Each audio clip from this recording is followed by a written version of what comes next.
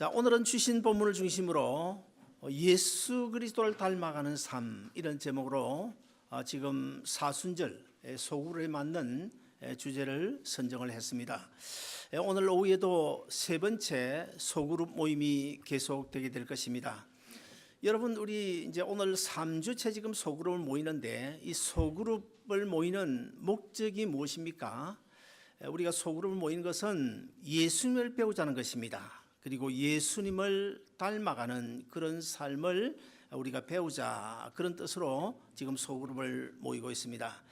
로마서 8장 29절에 보시면 아주 중요한 성경 구절 하나가 나오는데 우리 한번 같이 읽어보실까요? 로마서 8장 29절 우리 다 같이 읽습니다. 시작. 하나님이 미리 아신 자들로 또한 그 아들의 형상을 본받게 하기 위하여 미리 정하셨으니 이는 그로 많은 형제 중에서 맏아들이 되게 하려 하심이라. 띄워놓으세요. 자, 저기 보시면 하나님 미리 아신 자라는 단어가 말이 나오고, 그리고 또 다른 하나는 미리 정하셨다, 그런 말이 나와요. 자, 미리 아신 자들 누굴까요? 그리고 미리 정해 놓으신 자가 누굴까요? 바로 만세전에 너는 내 것이라고 우리를 하나님의 자녀로 예정해 놓으신, 이 자리에 계신 구원 얻은 저와 여러분을 가리켜서 하나님이 미리 아신 자들이라, 그리고 또 미리 정하신 자들이라, 그렇게 말씀하고 있습니다. 자, 그러면 하나님께서 우리를 자기 아들 예수 그리스도를 십자가에 내어주고 우리를 구원하셨는데, 우리를 구원하신 목적이 무엇일까요? 두 가지가 있습니다. 첫째 하나는 우리로 하여금 예수 그리스도의 형상을 본받게 하기 위함이고, 하나님의 잃어버린 형상을 회복하기 위함이고, 그리고 두 번째는 예수님을 맏아들이 되게 하려 하심이라고 성경은 말씀하고 있습니다. 그러면 먼저 예수님을 하나님의 맏아들이 되게 하셨다, 여러분 이해가 되십니까? 예수님은 본래 하나님의 하나밖에 없는 아들이십니다. 그래서 독생자라고 그러죠. 독생자. 그런데 그런 예수님, 하나밖에 없는 하나님의 아들 예수님이 하나님의 맏아들이 되셨다, 그 말이 무슨 뜻일까요? 이것은 어느 날 갑자기 예수님의 많은 동생들이 생겨났다, 그런 이야기입니다. 자, 그러면 예수님의 동생 누굴까요? 예수님의 동생 누굴까요? 바로 이 자리에 계신 저와 여러분이 다 예수님의 동생이 됐다, 그런 이야기입니다. 자, 그러면 어떻게 해야 우리가 예수님의 동생이 될 수 있고, 이 자리에 계신 저와 여러분이 어떻게 해서 우리가 예수님의 동생이 되었을까?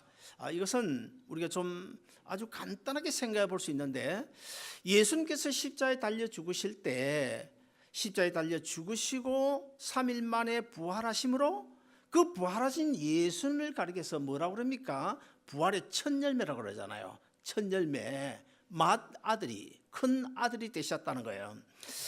그리고 부활하신 예수님의 옷자락 붙들고 우리가 영적으로는 이미 부활한 상태고, 육까지도 우리가 나중에 우리 주님 오시면 부활하게 되는데, 마치 가을에 고구마를 거두잖아요. 분명 고구마를 하나 심었는데 나중에 고구마를 거둘 때는 어떻게 합니까?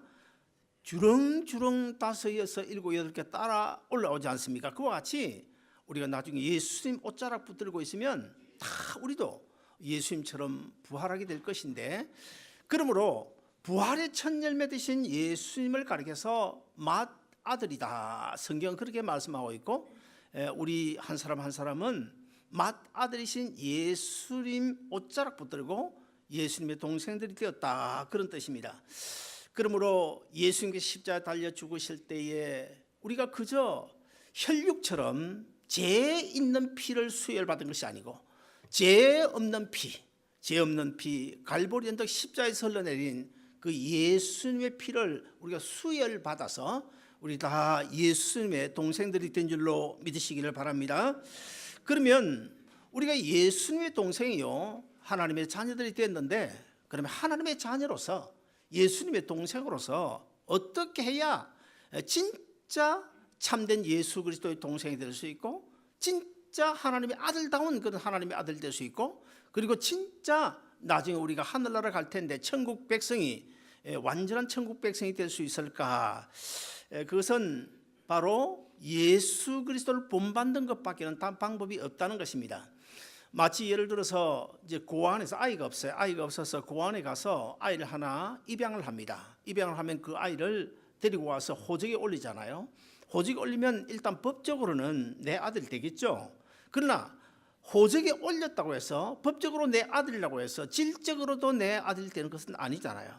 이 아이에게 이것저것 가르칩니다. 우리 집안의 가풍도 가르치고, 그 다음에 뭐 면사무소나 어디 구청에 가서 서류 띄는 이런 방법도 가르치고, 또 우리 집안에 안고 있는 이런 대소사에 참여도 시켜가지고 한 가족이 될 수 있도록 훈련을 시키는데, 그 훈련을 가르쳐서 오늘 본문에 보면 예수 그리스도의 형상을 본받게 함이 이함이라 그렇게 말씀하고 있고, 우리가 지금 소그룹 모이는 것도 바로 예수님 닮아가자는 거예요. 예수님을 배우자는 것입니다. 예수님께서 이 땅에 오셔서 어떻게 살았는지 오늘 본문 6절 이하의 11절까지 보면 예수님이 그 삶을 사셨던 그 삶의 모습들 다 기록하고 있는데, 우리가 바로 이 소그룹을 통해서 예수님을 닮아가자. 그리고 이미 하나님의 아들 딸들이 되었지만 올바른 완전한 하나님이 기뻐하시는, 하나님을 기쁘시게 할 수 있는, 하나님의 마음을 시원케 해드릴 수 있는 그런 자녀로 우리가 점점 변화되어져 가야 되겠다. 그래서 우리가 지금 소그룹을 하고 있는 것입니다. 자, 그러면 오늘 본문을 통하여 하나님께서 우리가 어떻게 예수 그리스도의 모습을 닮아가는, 예수님을 닮아가는 사람이 될 수 있을까? 어떻게 해야 우리가 잃어버린 하나님의 형상을 회복할 수 있을까? 그것은 성경적으로 하나님께서 우리를 훈련을 통해서 이 그리스도의 품성을 닮아가게 하시는데, 대표적으로 크게 치면 한 세 가지 훈련을 통하여 우리로 하여금 예수 그리스도를 본받게 하고 하나님의 형상을 회복하는 그런 일로 나가게 하십니다. 자, 그러면 세 가지 훈련의 방법이 뭘까요? 첫째 하나는 말씀을 통해서 우리를 훈련시키십니다. 제가 아는 어떤 집사님은 그렇게 믿으면 좋은 분이 아닌 것 같아요. 그런데 그 집사님이 매일 아침마다 성경 한 장씩을 꼭 읽고 아침에 출근을 하는데 조그마한 스몰 비즈니스를 하고 있습니다. 그런데 그 집사님이 어느 날 저보고 이런 이야기를 했습니다. 목사님, 제가 매일 아침마다요 일어나서 성경 한 장씩을 읽고 직장에 나가면 성경을 읽지 않고 나가는 날보다는 일이 잘 되는 것 같아요. 비즈니스가 잘 되는 것 같아요. 이런 이야기를 해요. 그리고 또 어떤 집사님은 이런 이야기를 합니다. 제가 아침마다 잠언서를 한 장씩 꼭 읽는데 이 잠언서를 읽고 나가면은 머리가 맑아지고 마음이 차분해서 좋은 것을 느낍니다. 이런 이야기를 해요. 반면에 또 어떤 분은 이런 이야기를 합니다. 제가 교회에서 성경 읽으라고 그래서 성경 읽기는 읽는데 정말 지루하고 재미가 없어요. 이렇게 말하는 분도 있습니다. 이 세 가지 다 틀린 말은 결코 아닙니다. 그러나 우리가 분명히 알아야 될 것은 이 하나님의 말씀인 이 성경은 사실 우리가 인간적인 어떤 재미를 느끼라고 쓴 책이 아니라는 사실을 우리가 알아야 되겠고, 그리고 우리가 가진 이 성경은 결코 비즈니스 잘 되게 하는 어떤 경제적인 서적도 아니고, 아니면 철학적인 서적도 아니고, 그것도 아니면 어떤 다른 도덕을 가르치는 그런 책이 아니라 무엇일까요? 바로 우리로 하여금 어떻게 하면 예수 그리스도를 닮아가는 그런 삶을 살 수 있을까? 어떻게 하면 이 죄악 세상에서 하나님의 자녀로 당당하게 그리스도인답게 살 수 있을까? 어떻게 하면 우리가 예수님을 따라 끝까지 믿음으로 승리하여 천국 갈 수 있을까를 가르쳐주는 구원의 교과서라는 사실을 우리가 꼭 염두에 둬야 될 것입니다. 여러분, 이 성경은요 능력이 있습니다. 성경을 읽으면 거기에 정말 놀라운 능력이 나타나고, 성경 말씀을 우리가 늘 깊이 묵상하고 살아가면 우리 마음이 위로를 받고 평강을 누리고, 그리고 우리 삶 속에 하나님의 기적이 일어나는 줄로 믿으시기를 바랍니다. 우리 다 같이 히브리서 4장 12절 우리 잘 아는 말씀인데 같이 한번 읽어보시겠습니다. 시작. 하나님의 말씀은 살았고 운동력이 있어 좌우에 날선 어떤 검보도 예리하여 혼과 영과 및 관절과 골수를 찔러 쪼개기까지 하며 또 마음의 생각과 뜻을 감찰하시느니라. 여러분, 하나님의 말씀이 얼마나 능력인지 알아요? 하나님의 말씀은 우리의 심령 속에 이 말씀을 통하여 새로운 생명을 만들어 주십니다. 하나님의 말씀은 우리로 하여금 믿음이 생기게 하고, 하나님의 말씀은 우리의 심령을 변화시키고, 또 하나님의 말씀은 내 심령이 변화되어 그 결과가 우리의 삶의 현장으로, 행위로 나타나는, 그리스도의 품성이 나타나는 그런 놀라운 역사를 일으키고, 그리고 하나님의 말씀은 우리로 하여금 죄의 유혹을 물리치게 하고, 하나님의 말씀은 우리의 마음을 깨끗하게 해 주시는 줄로 믿으시기를 바랍니다. 그래서 역사가인 그 토인비는 이런 이야기를 했습니다. 진리의 말씀인 성경은 지성을 깨뚫게 한다.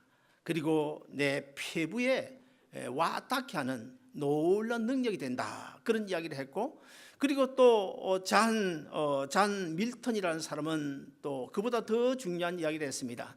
하나님의 말씀은 우리로 하여금 하나님이 누구신지를 알게 해주고, 그리고 하나님을 사랑하게 만들고, 그리고 예수 그리스도를 닮아가게 해주는 그런 놀라운 능력이 있다. 그런 유명한 이야기를 했습니다. 여러분, 아주 옛날 소설책입니다만 죄와 벌이라는 아주 유명한 소설책이죠. 그 소설책을 쓴 사람이 도스토옙스키인데, 이 사람이 어릴 때였어요. 18살 되던 해에 그때 자기 아버지가 농노들로부터 붙잡혀가지고 아주 무참하게 살해를 당하는 그런 현장을 목격하게 됩니다. 16살 그 사춘기 때 얼마나 큰 충격을 받았겠습니까? 그래서 그 영향으로 인해 가지고 나중에 사회운동에 뛰어들게 되고, 사회운동가로 활약하다가 결국에는 체포가 되어지고 마지막에 재판장에서 사형 선고를 받게 됩니다. 그래서 저 시베리아 벌판을 횡단하는 사형수들을 싣고 가는 그 열차에 몸이 실려서 가고 있는데 어떤 간이역에 도착을 했습니다. 그때 간이역에 잠시 도착했을 때에 남모르는 어떤 부인이 조그마한 책을 하나 이 도스토옙스키의 손에 쥐어줬습니다. 나중에 보니까 그것이 바로 신약 성경, 조그마한 성경이었습니다. 그래서 이제 사형 당할 날을 기다리면서 감옥 안에서 뭐 특별히 할 일이 없잖아요. 그래서 넘겨받은 그 성경책을 하나, 한 장, 두 장 계속 읽고 있는데, 어느 날이니까 요한복음 3장 16절을 읽는 가운데 이분이 바로 예수 그리스도, 십자가에 죽으신 예수 그리스도를 만나게 되고, 그때부터 예수 믿는 그리스도인이 되게 돼요. 그런데 그 후에 참 하나님의 은혜로 기적적인 그런 사면이 있어가지고 사형을 당하지 아니하고 풀려나서 고향으로 돌아오게 됩니다. 고향으로 돌아와서 아주 유명한, 그 당시로는 최고 가는 그런 문학가가 되죠. 그래서 많은 유명한 글을 쓰게 되는데, 여러분, 그 도스토옙스키를 변화시킨 것이 바로 성경책이라면, 그 성경책은 도스토옙스키뿐만 아니고 지난 기독교 2000년 역사 가운데 오늘날까지 얼마나 많은 사람들을 변화시키는지 몰라요. 죽음 직전에 있는 사람을 살리고, 자살 직전에 있는 사람을 살려 예수 믿고 구원 얻게 하고, 또 가정이 깨어져도 이 말씀이 들어서 가정을 회복시키고, 비즈니스의 망연자실에 있는 그런 사람도 살려 새로운 삶을 살게 해주는 이 놀라운 우리의 삶 속에 나타나는 능력이 바로 하나님의 성경으로부터 기인된 줄로 믿으시기를 바랍니다. 사랑하는 여러분, 이 하나님의 말씀은 그만큼 능력이 있습니다. 간단하게 이야기 드리면, 하나님의 말씀은 내 영혼 속에 묻은 더러운 먼지나 때를 아주 정화시켜주는, 그리고 세밀하게 이것은 죄고 이것은 죄가 아니라고 분별해주는 바로 현미경과 같은 역할을 하고, 거울과 같은 그런 역할을 해주고 있습니다. 그리고 내 잘못된 삶의 방향을 교정해주는 나침판과 똑같은 것이 바로 하나님의 말씀인 성경입니다. 그리고 우리가 지금 속으로 하고 있지만 하나님의 말씀은 예수 그리스도를 닮아가게 해주는 하나의 훈련의 도구 역할을 한다는 사실을 우리가 알 수 있습니다. 그리고 두 번째로 하나님께서 우리를 어떻게 그리스도인답게 훈련시켜 나가시는가 하면, 인간관계를 통해서 훈련을 시켜 나가십니다. 여러분, 전 세계에서 고행을 가장 많이 하는 나라가 어딘지 아십니까? 인도입니다. 인도. 인터넷에 들어가서 고행 그리고 인도라는 단어를 한번 쳐보면 거기에 인도 사람들이요, 고행을 하고 있는 그런 장면, 그런 모습들이 거기에 여러 장의 사진이 나옵니다. 제가 그 사진을 한번 들여다보니까 어떤 사람이 머리를 빡빡 깎았어요. 빡빡 깎아버린 그 머리에다가 활활 타오르는 화로를 머리에 이고 하루 종일 이렇게 참고 견디면서 서 있는 거예요. 고행을 하는 겁니다. 또 어떤 사람은 보니까 가시, 아주 큰 그 가시가 박혀 있는 그 가시 돗자리에 이렇게 들어누워 가지고, 얼마나 따갑겠어요. 피도 흐르고 피가 줄줄 흘러내리는 그런 가운데서 그냥 나는 괴롭지 않다는 듯이 희죽희죽 웃으면서 들어누워 있는 그런 모습도 있습니다. 사랑하는 여러분, 중세 시대의 기독교인들 가운데서도 아주 특별히 고행, 혹독한 그런 고행을 한 사람들이 많이 있습니다.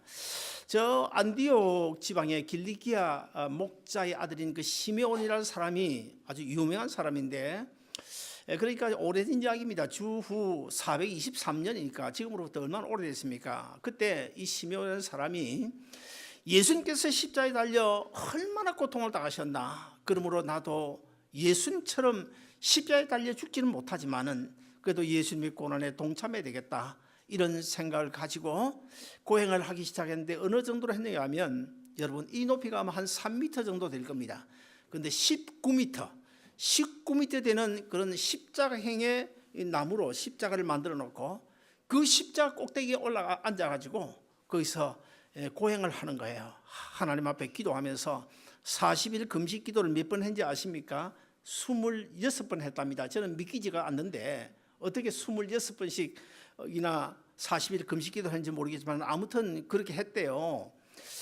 자, 그렇게 고행을 하는데 한 번은요, 그렇게 고행하며 가만히 앉아 있으니까 어떻게 해요?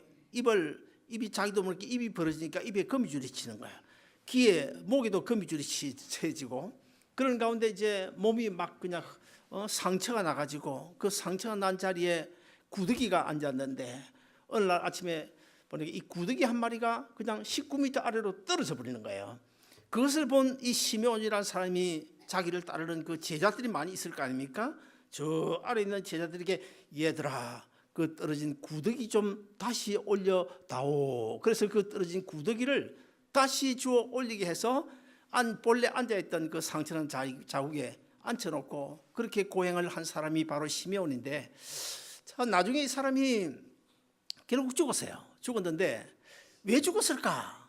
알고 보니까 운동 부족이고 그리고 영양실조로 이 사람이 죽었다 그랬어요. 그런데 나중에 훗날 많은 사람들이, 야, 아무튼 참 대단한 사람이다, 그래서 성자 칭호를 붙여줬는데, 그 성자 앞에다가 무슨 단어를 붙여줬냐 하면, 십자가 기둥 위에서 고행을 하다가 40일 금식 기도하다가 죽었다, 그래서 기둥 주자를 써서 주상성자라고 하는 그런 호칭을 붙여주었다는 것입니다.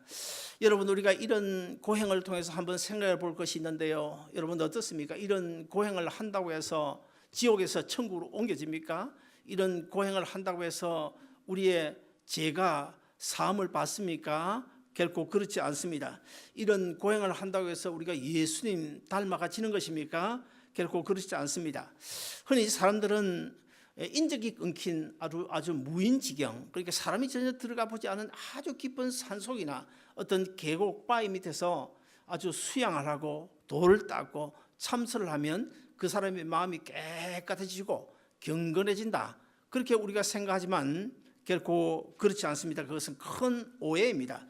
하나님은 이 사람을 변화시킬 때에 무엇을 도구나 하면, 첫째는 하나님의 말씀을 통해서, 그 다음에 두 번째는 인간관계를 통해서 우리로 하여금 예수 그리스도 닮은 모습으로 변화시켜 나가게 되는 것입니다.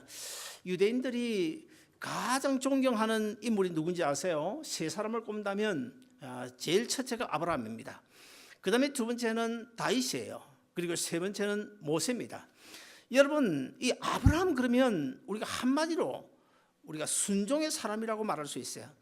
하나밖에 없는 독자 아들, 100세에 난 그 아들 이삭을 3일 되는 모리아산에 가서 제단에 올려놓고 칼로 내리치는, 하나님이 하라고 하시니까 하나님의 말씀에 순종하여 아들을 제물로 바쳤던 그 아브라함 아브라함을 따라갈 사람이 아무도 없습니다. 순종 그러면 아브라함입니다. 자, 그러면 다윗은 어떤 사람입니까? 다윗은 하나님께서 뭐라고 말씀하셨나요? 다윗에게 너는 내 마음에 합한 사람이다 그랬어요. 하나님께서 이 세상 많은 사람들 가운데 다윗을 가리켜서 너는 내 마음에 합한 사람이다. 무슨 말일까요? 그만큼 다윗이 하나님을 신뢰하며 살았다는 거예요. 그리고 또 모세 같은 경우에는 모세를 가리켜서 하나님이 뭐라고 말씀 한마디가 있어요. 뭐라고 했을까요? 모세를 가리켜서 내 친구다 그랬어요. 여러분, 하나님께서 오늘 박현주 지사님 보고 너는 내 친구야 그러면 아마 밤잠을 못 살게 좋아가지고 진짜 그런 음성을 들려주면 그럴 거예요. 그래서 이 모세만큼 하나님을 가까이 한 사람이 없다는 것입니다. 그런데 여러분, 우리가 그들 세 사람을 두고 보면 그들이 어쩌다가 그런 위대한 신앙인들이 되었을까? 결코 그렇지 않다는 거예요. 어떻게 해요?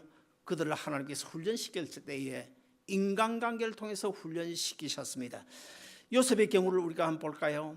요셉이 그저 위대한 요셉이 된 것이 아니라 하나님께서 함께 하심으로 요셉이 위대한 신앙이 되었는데, 그러면 하나님께서 요셉을 그렇게 훈련시킨 누구를 통해서 훈련시켰나요? 바로 형제들을 통해서 훈련시키셨고, 그 다음에 누군가요? 그 다음에 또 종살이하던 집 주인을 통해서 훈련시키셨고, 감옥의 전호까지도 동원해가지고 요셉을 훈련시키셨습니다. 그래서 이 요셉이 지난날을 가만히 생각해 보니까 우리 같으면 이 형님 놈들 당장 내가 나중에 가면 때려 죽여야지 이런 아주 분한 마음을 품고 있을 텐데, 성경 어디를 뒤져봐도 그 요셉이 그 형들에 대하여 원수 갚을 마음을 가졌다 그런 성경은 아무 데도 없습니다. 오히려 나중에 창세기 45장에 가서 보면 그 형제들을 그리스도의 사랑으로 용서해 주는 그런 장면이 나오잖아요. 하나님께서는 그 많은 주위의 사람들을 통하여 요셉을 어떤 사람으로 훈련시켰었습니까? 요셉은 그들을 통하여 아픔이 무엇인지를 배웠습니다. 상처가 무엇인지를 배웠습니다. 형들을 용서하면서 용서가 무엇인지를 배웠습니다. 사랑하는 여러분, 하나님은 다윗도요 그저 다윗이 된 것이 아닙니다. 누구를 통해서 다윗을 훈련시키셨습니까? 제일 먼저는 사울 왕을 통하여 다윗을 훈련시켰었고, 그 다음에 또 다윗은요 한때 두 번 실수가 있었죠. 두 번 실수가 있었죠. 처음 하나는 우리아의 아내 바세바를 겁탈한 그런 사건 하나님 앞에 잘못했고, 나중에 이제 마지막에 말년에 가가지고 하나님을 의지하지 않냐고 인구 숫자 어떻게 하면 우리 군사가 어느 정도 되나 인구 수를 계산하다가 하나님 앞에 큰 징계를 받은 적이 있죠. 아무튼 간에 이 다윗은 그럼에도 불구하고 하나님을 끝까지 신뢰했는데, 하나님은 이 다윗을 위대한 신앙인으로 만들기 위하여 주위에 많은 사람들을 동원했는데, 사울 왕 그리고 또 마지막에 이 바세바를 겁탈하고 바세바의 남편 그 우리아를 전쟁터에 나가서 죽였잖아요. 사실은 그 살인 교사죄 아닙니까? 그러므로 엄밀히 따지면 다윗이 죽인 거예요. 자, 그것을 통해서 하나님이 다윗에게 무엇을 가르치었나요? 제가 얼마나 무서운 것인지를 다윗에게 가르쳐 준 것입니다. 우리가 교회 생활을 하면서 가장 어려운 것이 뭡니까? 다른 거 어려운 거 없죠. 인간관계가 제일 어려운 것입니다. 그저 그런 문제가 없다면 그냥 주일 아침에 와서 교회 예배 드리고 봉사하고 돌아가면 될 텐데, 이 인간관계가요 얼마나 힘들고 어려운지 몰라요. 저도 지난 18년 19년 또 목회를 하면서 어느 날 가만히 생각해 보니까 내가 이 사람 비유 맞추는 것이 목회인가 이런 생각이 들 정도로 참 인간관계가 너무 어렵더라고요. 사람을 어떻게 다루냐, 이것이 사실 우리 이 제약 세상에 살아가는 동안에 교회뿐만 아니고 교회 밖에서도 공장도 그렇잖아요. 그제 어떤 신방을 갔더니 어떤 집에 신방을 갔더니 그 집사님 저보고 이러더라고요. 종업원 한 2-3명밖에 안 되는데도 목사님 이렇게 사람 다루기가 힘든지 몰랐다고. 그러면서 목사님 사람이 한두 명도 아닌데 힘드시겠습니다. 저거 얼마나 위로가 되는지 몰라요. 그러나 지금은 제가 전혀 그런 문제 가지고 스트레스 안 받고 아주 행복한 목회를 하고 있습니다만은 인간관계가 그만큼 중요한 것입니다. 그러나 여러분, 우리가 분명히 기억해야 될 것은 우리가 교회 와서 이 죄악 세상이기 때문에 저주받은 인간이 저주받은 세상에 살아가고 있기 때문에 이 인간관계는요 복잡할 수밖에 없어요.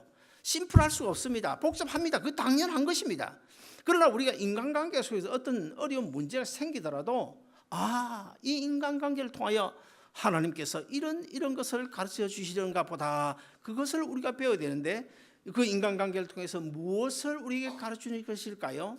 미움을 가르치고 용서를 가르치고 아픔이 무엇인지를 가르쳐주고 상처가 어떤 것인지도 우리에게 가르친다는 사실을 꼭 기억하고 십자가에 달려 죽으신 예수님이 생각하고 끝까지 인내하면서 승리한 여러분 되시기를 주의 이름으로 축원드립니다. 때로는 주위 사람들이 나로 하여금 힘들게 할 때가 많죠. 자, 그러면 우리 성경 구절 하나를 찾아보겠습니다. 사무엘상 7장 14절을 우리 한번 같이 읽어보실까요? 다 같이 읽습니다. 시작. 나는 그 아비가 되고 그는 내 아들이 되리니 저가 만일 죄를 범하면 내가 사람 막대기와 인생 채찍으로 징계하리니라. 띄워놓으세요. 자, 저기 보시면 나는 내 아버지가 되어주겠다. 그리고 너는 내 아들이다. 그런데 만약 너희가 나에게 죄를 범하면 내가 무엇을 가지고요? 사람 막대기, 그냥 막대기라고 말하지 않아요. 그냥 채찍이라고 말하지 않아요. 사람 막대기와 인생 채찍으로 너를 징계하겠다. 이게 뭡니까? 인간관계를 통하여, 주위 사람들을 통하여 우리를 징계하신다는 거예요. 사랑하는 여러분, 그래서 우리가 인간관계를 살아갈 때 하나님 앞에 죄 지으면요, 하나님 앞에 범죄하면요, 꼭 주위의 인간관계를 통하여 우리의 징계를 한다는 사실도 기억하시고요. 그 징계를 통하여 우리로 하여금 예수 그리스도 닮아가는 삶을 배우게 한다는 사실도 기억하시기를 바랍니다. 마지막 세 번째로 하나님은 시험을 통해서 우리를 훈련하십니다. 인생을 우리가 살아가는 동안에 참 말할 수 없는 그런 고난스러운 그 시험 문제, 그런 문제에 직면할 때가 들어 있습니다. 그래서 우리는 간혹 그러잖아요. 내가 하나님 앞에 미운 짓을 그렇게 했다고 하나님께서 이렇게 몰아붙이는 것일까? 내가 어릴 때부터 한 번도 예배에 빠진 적도 없고, 내가 한 번도 11조 떼먹은 적도 없고, 그런데 왜 하나님께서 나에게 이런 고난을 주시나? 그래서 우리가 하나님을 원망할 때가 있습니다만은, 그러나 여러분, 이 시험이 우리에게 오는 것은요, 하나님께서만 주시는 것이 아니고 우리에게 시험이 오는 것은 세 가지 측면에서 먼저 생각을 해야 됩니다. 첫째는 하나님께서 나를 시험하실 경우가 있어요. 그리고 둘째는 사탄 마귀가 주는 시험이 있고, 그리고 마지막 세 번째는 하나님이 주시는 것도 아니고 마귀가 주는 것도 아니고 나 스스로 교만에 빠지거나 아니면 욕심에 빠지거나 장깨에 빠지거나 나 스스로 당하는 시험도 있습니다. 자, 우리가 이 세상을 살아가는 동안 이 세 가지 시험 문제를 만나면서 살아가야 되는데, 제일 먼저 하나님이 주시는 시험이 있어요. 여러분, 하나님이 주신 시험은 우리를 망하게 하는 시험이 결코 아닙니다. 하나님이 주신 시험은요, 우리로 하여금 어떻게든지 성숙한 신앙이 될 수 있도록 우리의 믿음을 증진시키기 위하여 주는 시험이기 때문에 그 시험을 우리가 잘 이기면 그리스도인다운 모습으로 천국에 가더라도 전혀 손색이 없는 천국의 백성이 될 수 있도록 하기 위하여 주시는 시험인 것입니다. 그 다음에 두 번째는 사탄 마귀가 주는 시험이 있는데, 이 사탄 마귀가 주는 시험은 우리를 신앙의 길에서 넘어지게 하는 시험이에요. 그래서 이 사탄 마귀는 언제나요, 두 가지를 놓고 우리를 시험합니다. 첫째는 우리가 이 사탄 마귀가 아닌 하나님 편을 속하게 되면 하나님께는 가까워지고 우리가 육체적으로는 조금 어려워질 수가 있습니다. 반면에 우리가 사탄 마귀가 원하는 쪽으로 우리가 선택을 하게 되면 하나님과는 멀어지고 우리는 믿음의 길에서 넘어지게 될 수밖에 없는 것입니다. 그리고 마지막 세 번째로 우리 스스로, 하나님이 주시는 시험도 아니고 사탄 마귀가 주는 시험도 아니고 나 스스로 넘어지는 시험이 있어요. 사랑하는 여러분, 무리하게 사업을 확장하다가 비즈니스를 확장하다가 망했습니다. 그거 하나님이 주신 시험일까요? 마귀가 주는 시험일까요? 아닙니다. 그는 내 욕심에 이끌려 당하는 시험입니다. 술을 많이 마시다가 간암에 걸렸습니다. 그거 하나님이 주신 시험일까요? 마귀가 주는 시험일까요? 아닙니다. 내 스스로 당한 시험입니다. 그리고 또 물건을 훔치다가 잡혀서 감옥살이를 하고 있습니다. 그거 하나님이 주신 시험입니까? 아닙니다. 사탄 마귀가 주는 시험입니까? 아닙니다. 내가 잘못해서 당하는 시험이에요. 여기서 우리가 한 가지 알아야 될 것은 하나님이 주시는 시험이든 사탄 마귀가 주는 시험이든 아니면 자기 스스로 장기에 빠져 넘어지는 시험이든 어떤 시험이든 간에 그 시험의 내용이, 그 시험거리가 하나님의 손에 붙잡히면 하나님의 자녀인 우리를 시험하는 도구도 될 수 있다는 사실을 꼭 기억하고, 우리는 언제든 하나님이 주신 시험이든 사탄 마귀가 주는 시험이든 아니면 내 스스로 장기에 빠져 당하는 시험이든 간에 이 시험을 우리가 당할 때는 제일 먼저는 이것이 하나님이 주신 시험일까 아니면 마귀가 주는 시험일까, 그것도 아니면 나 스스로 내 장기에 내가 교만해서 내가 어떤 욕망 때문에 당하는 시험일까, 이것을 먼저 분별해 봐야 돼. 먼저 분별하고 거기서 우리가 답을 찾고 어디는 예수 그리스도 십자가 밑에 부복해서 하나님 이 시험 넉넉히 이길 수 있게 해 주옵소서. 나에게 성령 충만하게 하시고 이 시험을 이겨 하나님의 자녀의 반열에서 전혀 나고 다치지 않냐고 손해 없이 주님을 넉넉히 따라갈 수 있는 은혜를 베풀어 주옵소서. 기도함으로 모든 시험거리를 넉넉히 이기는 여러분 되시기를 주의 이름으로 축원합니다. 사랑하는 여러분, 우리가 사는 이 세상은요 천국이 아니라는 사실을 우리가 분명히 염두에 둬야 됩니다. 이 세상은요 시험거리가 많아요. 이 세상엔 죄가 많아요. 이 세상에는 우리만 사는 것이 아니라 지옥 갈 사람들도 같이 살아가고 있습니다. 그러므로 이 세상에서는 하나님이 주신 일반적인 은총에 의해서 우리도 하나님 주시는 공기 마시고, 예수 믿지 않는 사람들도 우리가 똑같이 하나님 주시는 공기 마시고, 우리도 똑같이 물 마시고 그들도 똑같이 물 마시고, 그러면서 우리가 DMB 가면 줄 쭉 서서 기다리고 있지만은 그 줄 서고 있는 사람들 가운데 여러분 한번 생각해 보세요. DMB 가거든 아니면 은행 창구에 가거든 저 앞에서부터 뒤에까지 줄 서 있는 사람들, 어떤 사람은 진짜 이쁜 사람도 있고, 어떤 사람은 진짜 잘생긴 사람도 있고, 어떤 사람은 진짜 돈 많아 보이는 사람도 있고, 어떤 사람은 질질이 가난해 보이는 사람도 있고, 그런 느낌이 들 거예요. 그러나 그걸 보지 마시고 여기에 앞에서부터 줄 서 있는 사람들 가운데 나는 천국 갈 사람인데 내 앞에 서 있는 사람, 저 사람도 천국행 비행기 티켓을 손에 쥐고 있을까 아니면 지옥행 티켓을 손에 쥐고 있을까, 이런 것들을 생각하면서 우리에게 주시는 그 어떤 어려운 문제 속에서도 나를 위하여 십자가에 달려 죽으신 그 주님, 우리를 위하여 예비해 놓으신 그 천국을 바라보고 끝까지 그리스도인답게 성숙한 그리스도인답게 살아서 마지막 최후에 승리하는 여러분 모두 되시기를 주님의 이름으로 축원드립니다.